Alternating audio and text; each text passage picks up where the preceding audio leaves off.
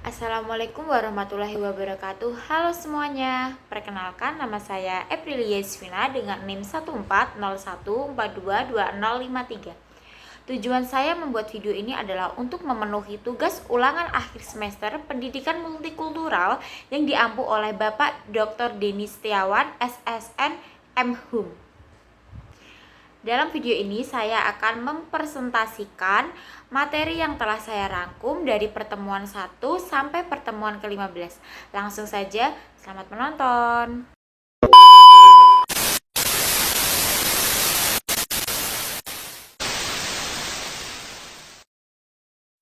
Nah, pendidikan multikultural sendiri yaitu pendidikan yang menanamkan pentingnya menghargai heterogenitas baik suku, budaya, etnis, dan sebagainya. Nah, materi yang pertama yaitu budaya. Budaya menurut saya pribadi yaitu sesuatu ciri khas suatu tempat, kebiasaan sesuatu masyarakat, dan tradisi turun-temurun yang dilakukan di suatu tempat. Nah, budaya menurut E.B. Taylor yaitu pemikiran, yang kedua ada pengetahuan, yang ketiga ada keyakinan, yang keempat ada kesenian, yang kelima ada moral, yang keenam ada hukum, dan yang ketujuh ada adat istiadat. Nah, terjadinya perubahan sosial dan perubahan masyarakat itu disebabkan oleh adanya urbanisasi dan transmigrasi.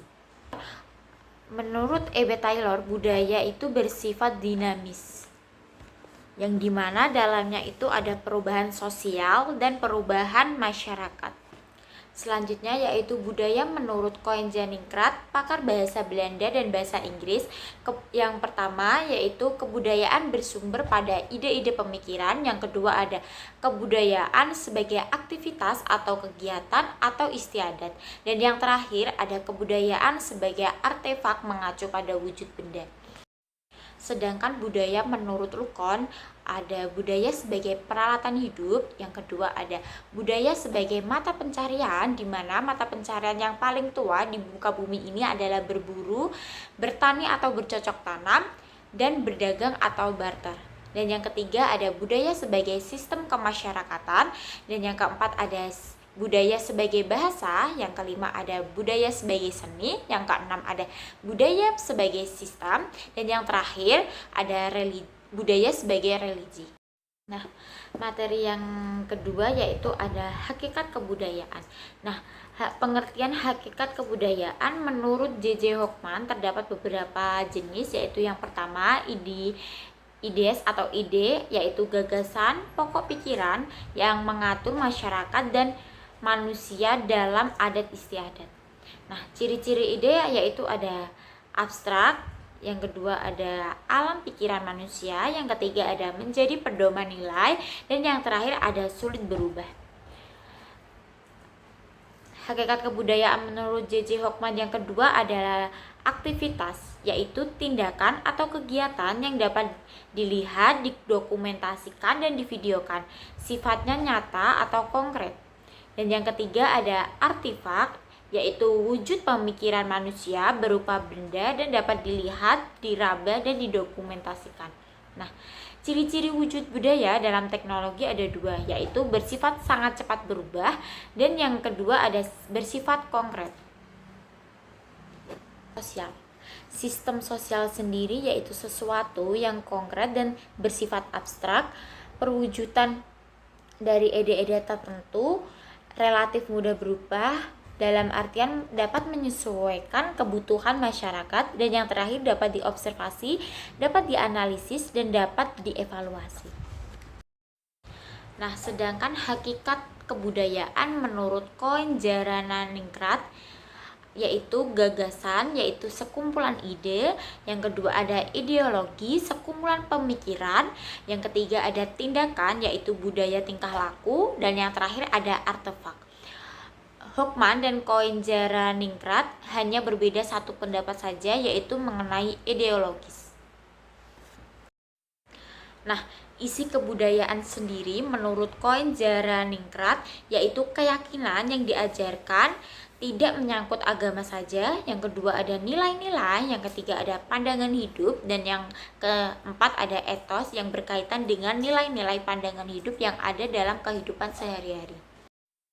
Nah, materi selanjutnya yaitu ada hakikat pendidikan multikultural, yaitu pengalaman yang berbentuk persepsi umum terhadap usia, gender, agama, status sosial ekonomi, jenis identitas budaya, bahasa, ras, dan berkebutuhan khusus.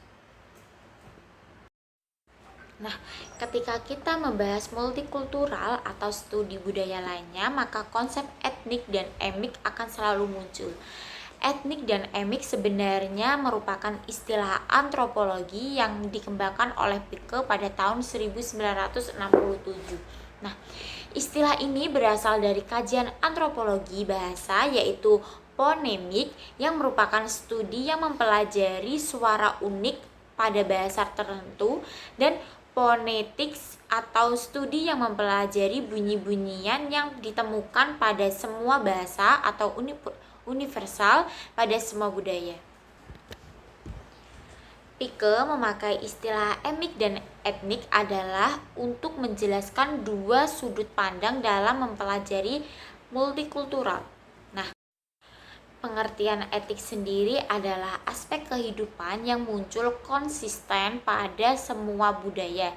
Sedangkan emik adalah aspek kebudayaan atau kehidupan yang muncul dan benar hanya pada satu budaya tertentu.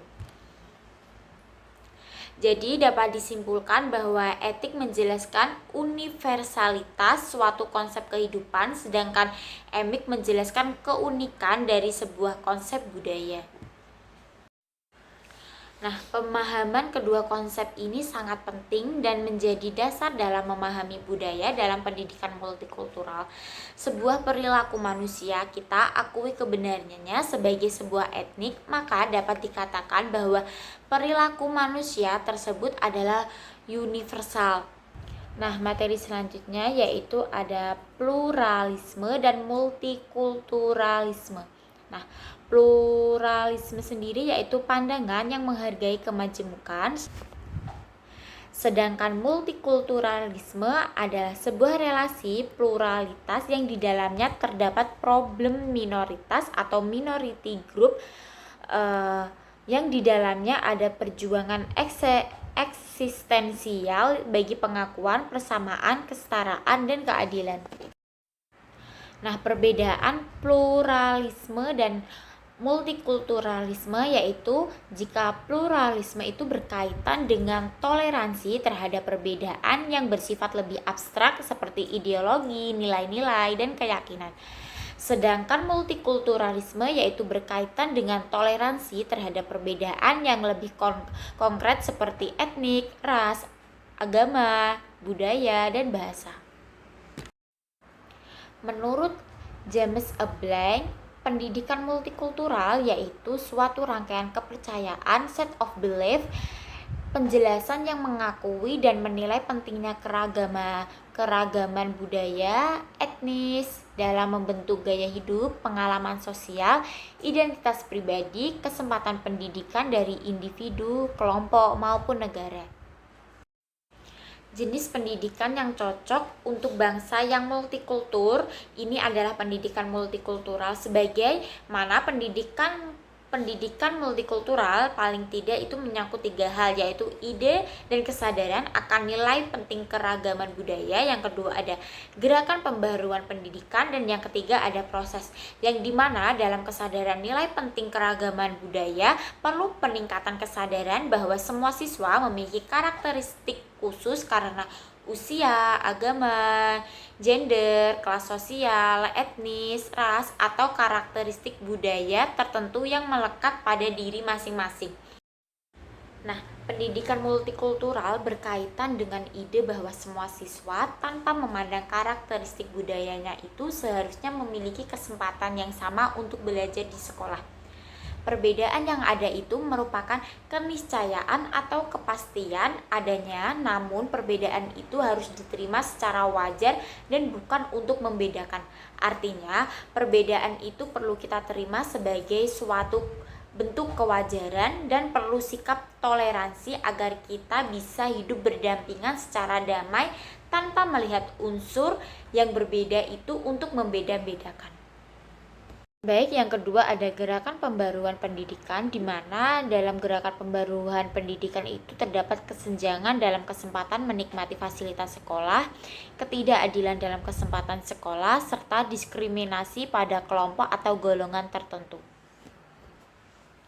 Dalam pendidikan multikultural bisa muncul berbentuk bidang studi, program, dan praktek yang direncanakan lembaga pendidikan untuk merespon tuntutan, kebutuhan, dan aspirasi berbagai kelompok. Sebagaimana ditunjukkan oleh Grant dan Slater, pendidikan multikultur bukan sekedar merupakan praktek aktual satu bidang studi atau program pendidikan semata, namun mencakup seluruh aspek pendidikan. Baik, yang ketiga ada proses pendidikan. Pendidikan multikultural juga merupakan proses pendidikan yang tujuannya tidak akan pernah terrealisasikan secara penuh. Pendidikan multikultural adalah proses menjadi. Pendidikan multikultural harus dipandang sebagai suatu proses terus-menerus atau an ongoing process dan bukan sebagai sesuatu yang langsung bisa tercapai. Tujuan utama dari pendidikan multikultural adalah untuk memperbaiki prestasi secara utuh, bukan sekedar meningkatkan skor. Persamaan pendidikan seperti juga kebebasan dan keadilan merupakan ide umat manusia yang harus dicapai dengan perjuangan keras, namun tidak pernah dapat mencapainya secara penuh. Dalam proses pendidikan terdapat dasar pemahaman pendidikan multikultural yang di dalamnya itu terdapat kesempatan yang sama bagi setiap siswa untuk mewujudkan potensi sepenuhnya. Yang kedua ada penyiapan pelajar untuk berpartisipasi penuh dalam masyarakat antar budaya. Yang ketiga ada penyiapan pengajar agar mempermudahkan belajar bagi setiap siswa secara efektif tanpa memperhatikan perbedaan atau persamaan budaya dengan dirinya. Yang keempat ada partisipasi aktif sekolah dalam menghilangkan penindasan dalam segala bentuknya. Pertama-tama dengan menghilangkan penindasan di sekolahnya sendiri, kemudian menghasilkan lulusan yang sadar dan aktif secara sosial dan kritis. Dan yang kelima ada pendidikan harus berpusat pada siswa dengan mendengarkan aspirasi dan pengalaman siswa. Dan yang terakhir ada pendidik, aktivis, dan yang lain harus mengambil peranan lebih aktif dalam mengkaji kembali semua praktek pendidikan termasuk teori belajar, pendekatan mengajar, evaluasi, psikologi sekolah, dan bimbingan, materi pendidikan, dan buku teks, dan lain-lain. Menurut Paulo Gorsi, pendidikan multikultural merupakan pendekatan progresif untuk mengubah pendidikan secara holistik dengan mengkritik dan memusatkan perhatian pada kelemahan, kegagalan, dan praktek diskriminatif di dalam pendidikan akhir-akhir ini. Keadilan sosial, persamaan pendidikan, dan dedikasi menjadi landasan pendidikan multikultural dalam memfasilitasi pengalaman pendidikan agar semua siswa dapat mewujudkan semua potensinya secara penuh dan menjadikannya sebagai manusia yang sadar dan aktif secara lokal, nasional, dan global. Arti penting pendidikan multikultural adalah menjadi elemen yang kuat dalam kurikulum untuk mengembangkan potensi dan keterampilan hidup atau life skill. Dengan adanya pendidikan multikultural dapat melatih siswa untuk menghormati dan toleransi terhadap semua kebudayaan. Selanjutnya ada tujuan pendidikan multikultural yang pertama yaitu ada pengembangan literasi etnis dan budaya, yang dimana salah satu alasan utama gerakan untuk memasukkan pendidikan multikultural dalam program sekolah adalah untuk memperbaiki kelalaian dalam menyusun kurikulum. Tujuan pendidikan multikultural yang kedua yaitu perkembangan pribadi. di mana dalam dasar psikologis pendidikan multikultural menekankan pada pengembangan pemahaman diri yang lebih besar, konsep diri yang positif, dan kebanggaan pada identitas pribadinya sendiri. Dan tujuan yang ketiga yaitu ada klarifikasi nilai dan sikap. Pada pendidikan multikultural mengangkat nilai-nilai yang berasal dari prinsip martabat manusia atau human dignity, keadilan, persamaan, kebebasan, dan demokrasi. Yang keempat ada kompetensi multikultural, yang dimana ini itu penting sekali bagi siswa untuk mempelajari bagaimana berinteraksi dengan dan memahami orang secara etnis, ras, dan kultural yang berbeda dari dirinya. Dunia kita semakin lebih beragam, kompak, dan saling tergantung. Namun bagi sebagian besar siswa, awal-awal pembentukan kehidupannya dihabiskan dengan isolasi atau terkurung di daerah kantong secara etnis dan kultural. Dan tujuan yang terakhir adalah kemampuan keterampilan dasar, di mana tujuan utama pendidikan multikultural adalah untuk memfasilitasi pembelajaran untuk melatih kemampuan keterampilan dasar dari siswa yang berbeda-beda secara etnis. Pendidikan multikultural dapat memperbaiki penguasaan membaca, menulis, dan keterampilan matematika, materi pembelajaran, dan keterampilan proses intelektual seperti pemecahan masalah, berpikir kritis, dan pemecahan konflik dengan memberi materi dan teknik yang lebih bermakna untuk kehidupan dan kerangka berpikir dari siswa yang berbeda secara etnis. Selanjutnya ada fungsi pendidikan multikultural. Yang pertama yaitu memberi konsep diri yang jelas. Yang kedua ada membantu memahami pengalaman kelompok etnis dan budaya ditinjau dari sejarahnya. Yang ketiga ada membantu memahami bahwa konflik antara ideal dan realitas itu memang ada pada setiap masyarakat. Yang keempat ada membantu mengembangkan perbuatan keputusan, partisipasi sosial, dan keterampilan kewarganegaraan. Dan yang terakhir ada mengenal keberagaman dalam menggunakan bahasa. Penggunaan bahasa. Baik, materi selanjutnya ada pendekatan dalam pendidikan multikultural.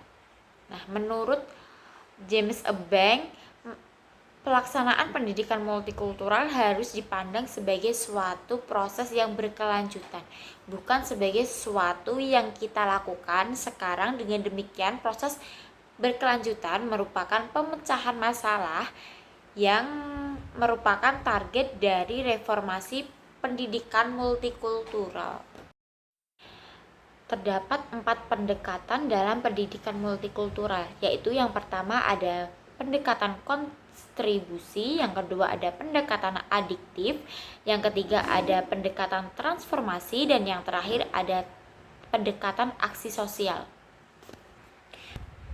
Yang pertama ada pendekatan kontribusi, di mana pendekatan ini yang paling sering dilakukan dan paling luas digunakan dalam fase pertama dari gerakan kebangkitan etnis.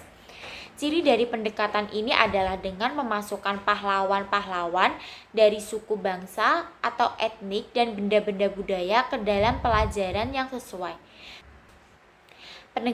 Pendekatan ini mengajak peserta didik untuk mengenal latar belakang pahlawan-pahlawan yang pernah berjuang di Indonesia, memperkenalkan beragam dalam bentuk rumah-rumah adat dari etnis yang berbeda, dan menunjukkan tempat dan cara beribadah yang berbeda, serta memperkenalkan bahasa dari suku yang berbeda dan memperkenalkan budaya-budaya yang berada di Indonesia. Yang kedua ada pendekatan adiktif. Pada tahap ini dilakukan penambahan materi, konsep, tema, perspektif terhadap kurikulum tanpa mengubah struktur, tujuan, dan karakteristik dasarnya. Pendekatan adiktif ini sering dilengkapi dengan buku, modul, atau bidang bahasa terhadap kurikulum tanpa mengubah secara substansif. Pendekatan aditif merupakan fase awal dalam melaksanakan pendidikan multikultural karena belum menyentuh kurikulum utama. Dalam pendekatan ini, peserta didik diminta untuk berteman dan bersahabat dengan berbagai suku dan latar belakang yang berbeda sebanyak-banyaknya. Yang ketiga ada pendekatan transformasi, di mana dalam pendekatan transformasi ini peserta didik harus mampu memiliki sudut pandang untuk melihat konsep, isu tema, dan problem dari beberapa perspektif dan sudut pandang etnis. Dalam diri mereka telah tertanam nilai-nilai budayanya, jadi mereka dapat berkompetensi beradu argumentasi dan mulai berani melihat sesuatu dan perspektif yang berbeda. Dan yang terakhir ada pendekatan aksi sosial. Dalam tahap aksi sosial ini, siswa telah diminta untuk menerapkan langsung tentang konsep, isu, atau masalah yang diberikan kepada mereka, karena tujuan pembelajaran ini adalah mendidik siswa untuk mampu melakukan kritik sosial, mengambil keputusan, dan melaksanakan rencana alternatif yang lebih baik. Nah, tujuan utama dari 4 pendekatan ini adalah untuk menyiapkan siswa atau peserta didik untuk memiliki pengetahuan, nilai, keterampilan bertindak, dan peranan aktif dalam perubahan sosial, baik dalam skala regional, nasional maupun global. Dalam pendekatan ini, fasilitator atau guru berperan sebagai agen of sosial atau perubahan sosial yang meningkatkan nilai-nilai demokratis, humanis, dan kekuatan siswa. Baik, materi selanjutnya ada problematika pelaksanaan pendidikan multikultural di Indonesia yang dibagi menjadi 2, yaitu problem kemasyarakatan multikultural, dan yang kedua ada problem pelaksanaan pembelajaran multikultural, yang dimana pada problem kemasyarakatan multikultural itu dibagi menjadi 6. Yang pertama ada keberagaman identitas budaya daerah, yang kedua ada pergeseran kekuasaan dari pusat ke marahan, yang ketiga ada kurang kokohnya nasionalisme, yang keempat ada fanatisme sempit, yang kelima ada konflik kesatuan nasional dan multikultural, dan yang keenam kesejahteraan ekonomi yang tidak merata di antara kelompok budaya. Nah, yang pertama, keberagaman identitas budaya daerah. Keragaman ini menjadi modal sekaligus potensi konflik. Keragaman budaya daerah memang memperkaya khasanah budaya dan menjadi modal yang berharga untuk membangun Indonesia yang multikultural. Namun, kondisi tersebut sangat berpotensi memecah belah dan menjadi lahan subur bagi konflik dan kecemburuan sosial. Masalah ini muncul jika ada komunikasi yang baik antar budaya daerah. Baik, yang kedua ada pergeseran kekuasaan dari pusat ke marahan, yang dimana dalam area budaya ini terjadi pergeseran kekuasaan dari pusat ke daerah, membawa dampak besar terhadap pengakuan budaya lokal dan keragamaannya. Yang ketiga ada kurang kokohnya nasionalisme. Pada keragaman budaya ini membutuhkan adanya kekuatan yang menyatukan atau integrating force seluruh pluralitas negeri ini. Yang keempat ada fanatisme sempit, di mana fanatisme dalam arti luas memang diperlukan, namun yang salah adalah fanatisme sempit yang menganggap sekelompok paling benar sehingga dapat menimbulkan banyak korban dalam kehidupan masyarakat. 5 ada konflik kesatuan nasional dan multikultural, dan yang terakhir ada kesejahteraan ekonomi yang tidak merata di antara kelompok budaya, yang dimana kejadian yang nampak bernuansa sara seperti sampit di beberapa tahun yang lalu setelah diselidiki ternyata itu terjadi karena dasar kecemburuan sosial. Nah, selanjutnya ada problem pelaksanaan pembelajaran multikultural. Nah, dalam hal ini terdapat beberapa permasalahan awal pembelajaran berbasis budaya multikultural pada tahap persiapan awal, antara lain Satu, guru kurang mengenal budayanya sendiri, budaya lokal maupun budaya peserta didik. Yang kedua, ada guru kurang menguasai garis besar struktur dan budaya etnis peserta didik, terutama dalam konteks mata pelajaran yang diajarkannya. Dan yang ketiga, ada rendahnya kemampuan guru dalam mempersiapkan peralatan yang dapat merangsek minat, ingatan, dan pengenalan kembali peserta didik terhadap khasanah budaya masing-masing dalam konteks budaya serta dalam dimensi pengalaman belajar yang diperoleh. Nah, pada kenyataannya berbagai dimensi dan keberagaman budaya Indonesia dapat menimbulkan masalah dalam problem pembelajaran, terutama dalam kelas yang budaya etnis peserta didiknya sangat beragam. Antara lain yaitu satu, ada masalah seleksi dan integrasi isi. Yang kedua, ada masalah proses pengkonstruksikan. Yang ketiga, ada masalah mengurangi prasangka. Dan yang terakhir, ada masalah kesetaraan pedagogi. Baik, materi selanjutnya ada problem pendidikan multikultural di Indonesia, di mana di dalamnya itu terdapat satu, stereotip, yang kedua ada etnosentrisme, yang ketiga ada rasisme, yang keempat ada diskriminasi, dan yang terakhir ada kambing hitam. Stereotip merupakan salah satu bentuk prasangka antar etnis atau ras. Orang cenderung membuat kategori atas tampilan karakteristik perilaku orang lain berdasarkan kategori ras, jenis kelamin, dan lain sebagainya. Menurut Miles Hemphill dan Robert Brown 1986 mengemukakan 3 aspek esensial dari stereotip. Yang pertama yaitu karakter atau sifat tertentu yang berkaitan dengan perilaku, kebiasaan berperilaku, gender, dan etnis. Yang kedua ada bentuk atau sifat perilaku turun-temurun sehingga seolah-olah melekat pada semua anggota kelompok. Yang ketiga ada penggeneralisasian karakteristik, ciri khas, kebiasaan, perilaku kelompok pada individu yang menjadi anggota kelompok tersebut. Menurut Tajfel 1981 membedakan bentuk atau jenis stereotip menjadi 2, yaitu stereotip individu yang dimana generalisasi yang dilakukan dengan menggeneralisasi karakteristik orang lain. Yang kedua ada stereotip sosial, di mana stereotip yang menyebar dan meluas pada kelompok lainnya. Yang kedua ada etnosentrisme, yaitu merupakan sikap individu yang mementingkan diri sendiri, namun karena harus berhubungan dengan orang lain, maka terbentuklah sifat hubungan yang antagonistik atau pertentangan.